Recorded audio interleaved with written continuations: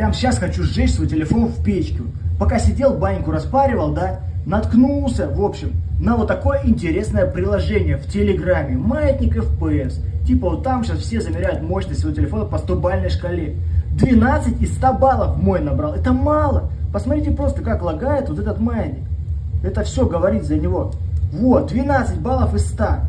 Ребят, сколько у вас там набирает ваш телефон, напишите в комментах. Вот у меня просто труба, ну просто труба. Поэтому я